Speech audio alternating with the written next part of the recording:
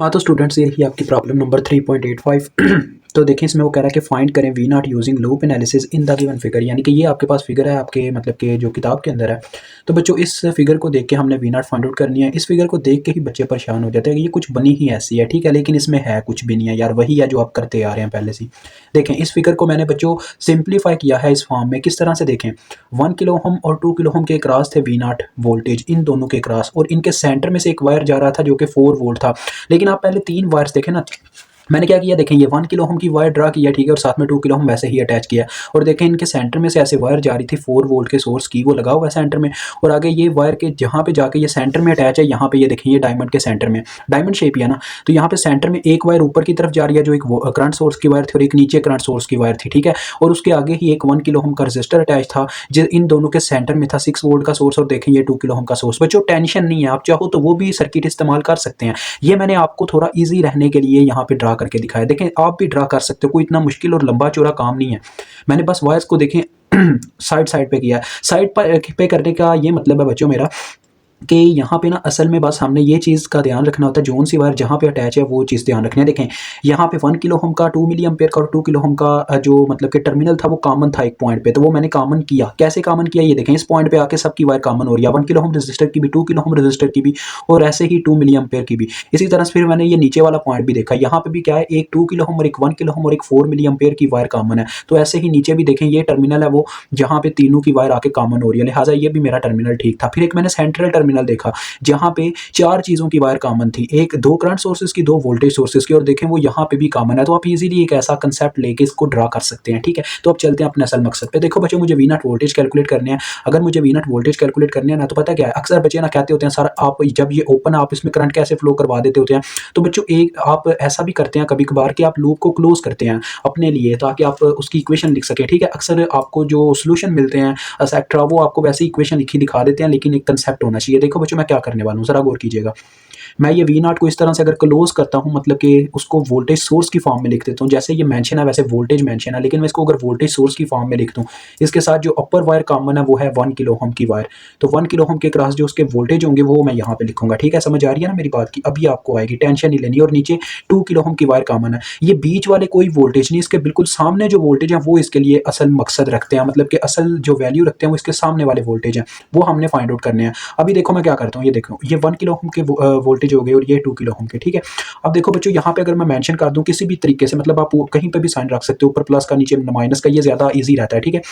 अगर up to down आपका register लगा हुआ है तो आप अप साइड पे पॉजिटिव साइन रखें, ठीक है। ये चीज़ याद रखना वोल्टेज मेंशन करने के लिए। ये देखें प्लस माइनस V1 मैंने इसके लिए वोल्टेज का नाम रख लिया, ठीक है। और ये भी अप टू डाउन रजिस्टर है तो इसका भी ऐसे ही रख लें, प्लस माइनस V2। और बच्चों ये मेरी एक और आपको होती है नसीहत के, मतलब कि अगर आपका रजिस्टर कह लें कि सरफेस पे लगा हुआ है, मतलब कि कह लें लेफ्ट टू राइट लगा हुआ है, तो आपने लेफ्ट साइड पे पॉजिटिव साइन हमेशा रखना है, ठीक है, वोल्टेज का। तो ऐसे आप ईजी रहते हो। अब देखो यहाँ पे फिर आगे प्लस माइनस V1, ठीक है, और यहाँ पे आ गया प्लस माइनस V2। यहाँ पे अगर आप इक्वेशन बनाना चाहो आपने क्या करना है, वही लूप एनालिसिस टेक्निक है, तो लूप के थ्रू ही बनानी है। इसका मतलब मुझे पहले V1 और V2 कैलकुलेट कर लेने चाहिए, मैं यहाँ पे direct he V not calculate कर पाऊंगा इक्वेशन के थ्रू। देखिए काफ़ी ईजी होगा आपका। अब चलो बच्चों आते हैं इस तरफ, ठीक है, अपने असल सर्किट की तरफ, क्योंकि V1 और V2 कैलकुलेट करने के लिए पहले इसको सॉल्व करना होगा। बच्चों अब यहाँ पे हमारे लिए एक बहुत फायदेमंद चीज़ हुई है, देखें वो फायदेमंद ये चीज़ है, मतलब कि यहाँ पे एक तो आपको सुपर मैश से या सुपर लूप लगाना पड़ेगा। उसने वो कोई ऊपर चीज़ मेंशन नहीं की कि लूप एनालिसिस लगाओ, या सॉरी लूप एनालिसिस बोला हुआ है, तो फिर हमें सुपर लूप लगाना पड़ेगा, सुपर मैश नहीं हम लगा सकते, ठीक है। ये तो कंफर्म हो गया। तो लिहाजा इस चीज़ से देखो बच्चों, एक क्या मैं बता रहा था फ़ायदा आपको, कि इन दो ये जो ऊपर वाले लूप्स हैं और ये नीचे वाले लूप्स हैं, देखें इन दोनों के दरमियान जो कॉमन चीज़ आती है, मतलब अगर रजिस्टर होता फिर तो हमें मतलब कि दोनों तरफ से करंट का जोड़ना और वो मतलब काफ़ी लंबा प्रोसीजर होता, लेकिन इनके दरमियान लगे हैं वोल्टेज सोर्स, तो उनके वोल्टेज ऑलरेडी हमें पता है, तो हम ये दोनों लूप्स आपस में नहीं टकराएंगे, ऐसे ही ये दोनों भी नहीं टकराएंगे, यानी कि हमें बस इन दो को अलहदा और इन दो को अलहदा तौर पर साफ करना है। तो चलो आप स्टार्ट करते हैं। अब बच्चों जिनको सुपर लूप टेक्निक का नहीं पता वो जाके वीडियो देख सकते हैं हमारे चैप्टर की लर्निंग असेसमेंट में से, लेकिन यहाँ पे भी मैं आपको समझाऊंगा। असल में हम सुपर लूप में बच्चों करते ही हैं, पहले तो आपने सारे लूप्स में एक एक करंट फ्लो करवा देनी है क्लॉकवाइज डायरेक्शन में। यहाँ पे मैंने एक करंट ले ली बच्चों I1 के नाम से, यहाँ पे एक करंट ले ली I2 के नाम से, ठीक है। और ऐसे ही मैंने यहाँ पे एक करंट ले ली I3 के नाम से और यहाँ पे एक करंट ले ली मैंने I4 के नाम से, ठीक है। ये सारी करंट्स आ गई। तो देखो बच्चों, अभी आपके सामने हम लगाएंगे अब सुपर लूप की टेक्निक, ठीक है, क्योंकि लूप एनालिसिस है। अब चलो आओ स्टार्ट करते हैं। अब बच्चों देखें, सबसे पहले आपने ये ऊपर वाले दो लूप देख लेना, फिर ये नीचे वाले, क्योंकि बच्चों सुपर लूप और सुपर मैश लगता ही उस वक्त है जब दो लूप्स के दरमियान एक करंट सोर्स आ जाए, कोई भी हो, डिपेंडेंट हो या इंडिपेंडेंट, ठीक है। तो ये देखें, दो के दरमियान आ गया करंट सोर्स, दैट्स वाई यहाँ पे सुपर लूप की टेक्निक लगेगी। अब देखो बच्चों, इस करंट सोर्स के अकॉर्डिंग कौन सी करंट जा रही है वो आपने उसकी वैल्यू रख देनी है। अब देखें, ये जो I2 करंट है ये भी ऊपर को जा रही है। अगर हम I2 करंट को भी घुमा के देखें तो यहाँ पे आके ये भी ऊपर को जाती है, यानी कि इन दोनों की डायरेक्शन सेम है, जबकि I1 नीचे को जा रही है। दैट्स वाई हम I2 को वैल्यू दे देंगे यहाँ पे I2 is equal to 2 milliampere, ठीक है।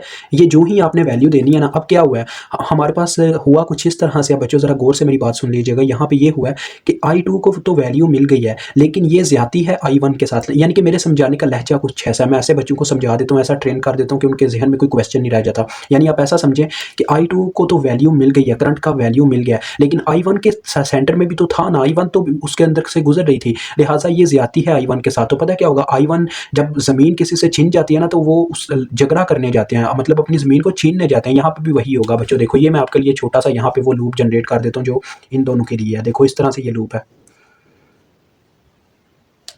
ये था -+6 वोल्ट बच्चों, वही बना रहा हूँ ये जो यहाँ पे है। लेकिन वहाँ पे मेरे पास ना, मैं दोबारा पूरी की पूरी शेप नहीं ड्रा कर सकता, इसीलिए मेरी ना आपसे बस इतनी सी गुजारिश है, गुजारा कर लीजिएगा। ज़्यादा लंबा प्रोसीजर नहीं मैं फॉलो करना चाहता, छोटी छोटी शेप से आपको समझा दूंगा। यहाँ पे ये देखें, ये आ गया, ठीक है। ये +-4 वोल्ट था, ये था हमारा 1 किलो ओम का रजिस्टर। और अभी कुछ बच्चे बोलेंगे सर ये आपने क्या किया, करंट सोर्स कहाँ पे गया? करंट सोर्स तो बच्चों ऑब्जर्व कर लिया I2 ने अपने अंदर सारी करंट ले ली, ठीक है। I2 की वैल्यू डायरेक्ट आ गई, लेकिन I1 आपने अभी कैलकुलेट करना है, ठीक है। वो कैसे कैलकुलेट करना है ज़रा गौर कीजिएगा। अब बच्चों होगा कुछ इस तरह से, ज़रा देखें। तो वो तो जो हमारा करंट था ना वो ऑब्जॉर्ब हो गया। जब एक करंट सोर्स में करंट नहीं रहता तो as a open circuit work करता है, ठीक है। अब यहाँ पे वैल्यू किसको मिली है, I2 को। तो I2 तो बच्चों अपने लूप में फ्लो करती रहेगी, लेकिन I1 क्या करेगी, उसको उसका हक नहीं मिला, तो वो यहाँ से देखें, वो यहाँ यानी कि अपने लूप में से मूव करती हुई पूरे दोनों के दोनों लूप्स में मूव करना स्टार्ट कर देगी। यानी कि वो सिर्फ अपने लूप में मूव नहीं करेगी, दोनों लूप्स में मूव करेगी, यानी कि I2 के लूप में भी घुस जाएगी, ये समझ लो।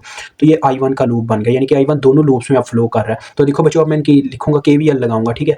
आपने लिखना है apply KVL at super loop 1, ठीक है। ये आपका सुपर लूप 1 है, तो चलो आप KVL लगाएं। तो वैसे KVL लगाने की ज़रूरत तो नहीं है I1 के लिए मुझे, क्योंकि बच्चों I2 की ही वैल्यू मुझे चाहिए, लेकिन मैं फिर भी KVL लगाऊंगा।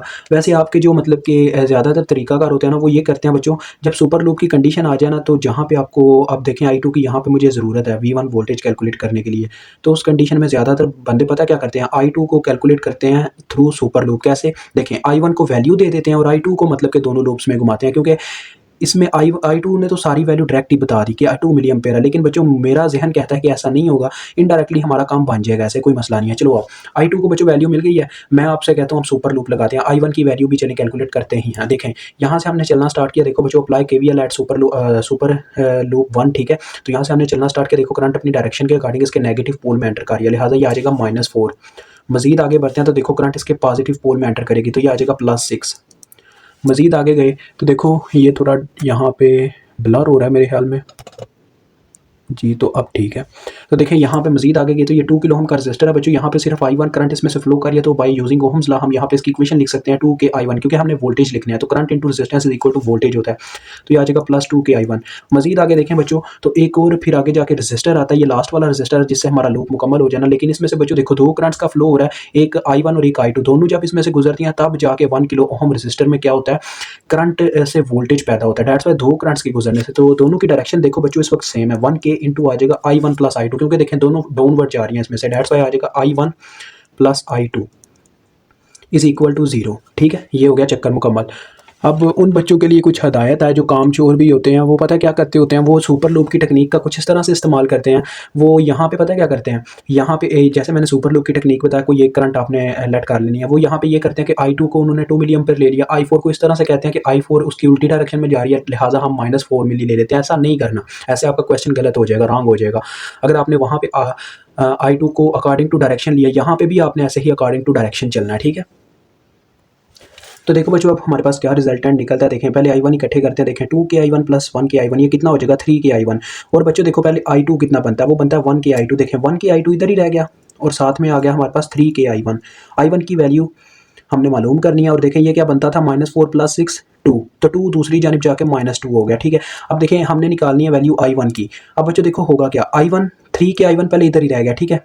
पहले समझ लो 3 के I1 इधर ही है, पहले 1 के I1 उधर गया बच्चों, माइनस हो गया, -2 इधर प्लस था उधर माइनस हो गया, -1 के I2 की कितनी वैल्यू है 2 मिली, तो ये यहाँ पे पुट हो गई। और I1 के साथ था 3 के, यहाँ पे मल्टीप्लाई हो रहा था, उधर जाके डिवाइड हो जाएगा, क्योंकि मुझे डायरेक्ट वैल्यू चाहिए तो ये 2-3 आप स्टेप कर ही सकते हैं, इतना कोई नहीं लंबा चौड़ा काम। ये देखो बच्चों क्या आएगा, -2 और ये बन जाएगा -2, -4/3 मिली एम्पेयर।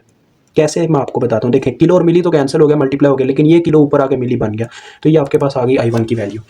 हमारा वैसे I1 के साथ बच्चों लेना देना कोई नहीं था, लेकिन मैंने स्टेप आपके लिए कर दिया है। अब देखो ऐसे ही आपने चलना है यहाँ पे, देखें अब ये दो लूप्स हैं, इनके दरमियान भी एक करंट सोर्स है, तो यहाँ पे भी सुपर लूप टेक्निक चलेगी। अब देखो बच्चों I3 जो करंट है वो इस करंट सोर्स की डायरेक्शन के अकॉर्डिंग चल रहा है, नीचे को करंट जा रही है I3 भी और ये भी, लेकिन I4 अपवर्ड जा रही है, दैट्स वाई यहाँ पे I3 की वैल्यू 4 मिली होगी। I3 हम कह देंगे I3 is equal to 4 milliampere. लिहाजा अब यहाँ पे क्या हुआ बच्चों, अब मुझे अलहदा से शक्ल बनाने की ज़रूरत तो नहीं है क्योंकि आप समझ गए हुए हो, लेकिन चले मैं इतना कर देता हूँ। यहाँ पे देखें मुझे ज़्यादा लंबा चौड़ा काम भी नहीं है, 2 रजिस्टर ही लगाना है तो वो शेप बन जानी है उनके लिए, क्योंकि ये शेप भी मुकम्मल करनी है एक लिहाज से। ये देखें ऐसे शेप मुकम्मल होगी बच्चों। जो ही देखो मैंने यानी कि ये वाला करंट सोर्स ऑब्जर्व करवा दिया I3 को, तो क्या हुआ, ये बीच में से ओपन हो गया, ठीक है, समझ आ रही है ना, ये ओपन हो गया। और यहाँ पे आ गया हमारा 2 किलो ओम का रजिस्टर वो वाला, और ये 1 किलो ओम का। और अब आपको पता है ज्यादती किसके साथ हुई है, ज्यादती हुई है I4 के साथ। तो I4 अपना हक लेने ऐसे जाएगी I3 के लूप में, ये देखो ये I3 के लूप में घुस गई है सारी करंट I4। और देखो बच्चों यहाँ पे हमारी I3 अपनी जगह पे घूम रही है, ठीक है। अब आपने क्या करना है, लगाना है KVL सुपर लूप 2 पे, आपने लिखना apply KVL at super loop 2। तो चलो आओ KVL लगाएं सुपर लूप 2 पे, ये पूरा सुपर लूप है।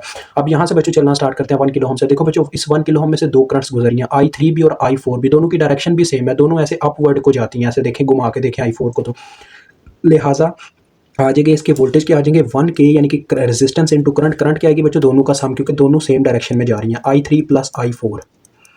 मजीद आगे देखो बच्चों यहाँ पे करंट इसके नेगेटिव पोल में एंटर करती है अपनी डायरेक्शन के अकॉर्डिंग, तो ये आ जाएगा -6। इससे आगे गए तो यहाँ पे देखें करंट इसके पॉजिटिव पोल में एंटर करेगी, तो ये आ जाएगा +4। इससे आगे गए तो ये 2 किलो ओम का रजिस्टर आया, इसमें से सिर्फ एक करंट गुजरी है वो है I4, तो लिहाजा ये आ जाएगा 2K I4 ओहम्स लॉ के अकॉर्डिंग इज इक्वल टू 0। अब देखो बच्चों आपने I4 की वैल्यू निकालनी है, देखें 1K I4 plus 2K I4 कितना हो गया, 3K I4, ठीक है, इतना समझ में आ गया। और उससे एक और कदम देखो, -6 + 4 कितना आना है, -2 दूसरी जानब जाके +2 हो गया। और ये मैं कहाँ पे ले गया, देखो I4 वाले मैंने यहाँ पे, सॉरी I3 वाले नहीं मैंने लिखे, देखो कितने बनते हैं, सिर्फ एक आता है बच्चों 1K I3।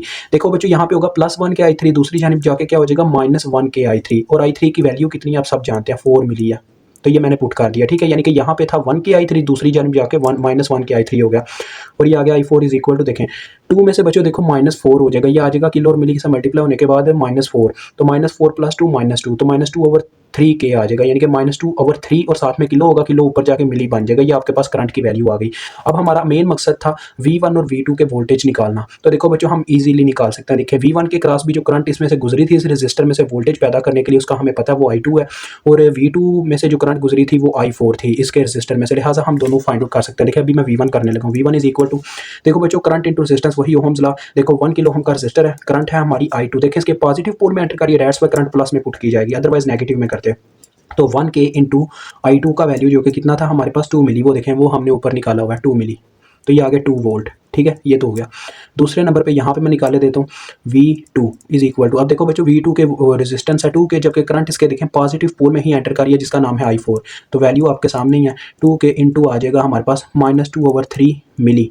तो देखो बच्चों ये आ जाएगा 2×2 = 4, और ये मिली और किलो कैंसिल हो जाएंगे, ठीक है, तो ये आ जाएगा -4/3 वोल्ट। ओके हो गया। अब आप यहाँ पे आ जाओ, यहाँ पे आपने लूप की टेक्निक से V0 निकाल लेना है। देखें कैसे, ये हमारे पास आपने कोई भी बच्चों, ये आपका सारा ना ये दिमागी मतलब कंसेप्ट, आपने दिमाग के लिहाज से V0 की इक्वेशन लिखनी होती है, तो ये आप रफ फॉर्मूले में ये शेप बनाइएगा।